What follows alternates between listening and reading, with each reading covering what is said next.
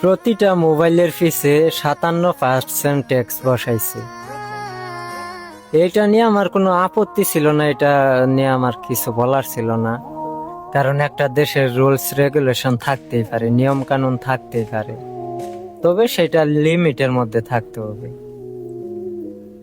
আপত্তি আমার তখনই যখন শুনলাম একজন প্রবাসী ছুটিতে দেশে 2 মাসের বেশি থাকলে তাকেও 57% ট্যাক্স দিতে হবে। বলি, ক্ষণিকের ছেলেরা, আমরা যখন বিদেশের মাটিতে একটা মোবাইল কিনি, শুধু তোমাদের দেশে কিন্তু ট্যাক্স না, ট্যাক্স সব দেশেই আছে। এই দেশে কিন্তু আমরা ট্যাক্স দিয়েই কিনি।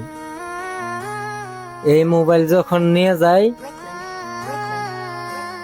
3 মাসের ছুটি দিব আমারে। এখন তোমার ট্যাক্সের বয়ে যদি আমি 2 মাস থেকে আয় পড়ি, কারণ 2 মাসের বেশি থাকলেই তোমাদের 57% ট্যাক্স দেয়া লাগবে। আর একটা প্রবাসী মিনিমাম হইলেও 1.5-2 লাখ টিয়ার ফোন তো ইউজ করেই, আর 2 লাখ টিয়ার ট্যাক্স আইব 1,30,000 টিয়া, মানে একটা ফোন প্রায় 3 লাখ 3.5 লাখ টিয়া পড়ে যাব। বলি, সোনার ভাইরা, দেশ স্বাধীন করে দেশ হাতে তুলে দিছি, দেশ কিন্তু লেখে দেয়নি যে ইচ্ছা মতে নিয়ম কানুন বসাই দিবা। দেশ কেমনে স্বাধীন করছে এই কি কৌশল যেহেতু বুঝে গেছি, দেশ কিন্তু আবারও স্বাধীন করতে আরমু। সো যাই করো সাবধানে কইরো।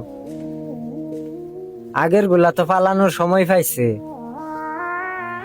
এইবার কিন্তু পালাইতে পারবা না, কারণ এর আগের বার শুধু ছাত্ররা নামছে, এইবার কিন্তু মোবাইল শুধু ছাত্ররা ইউজ করে না।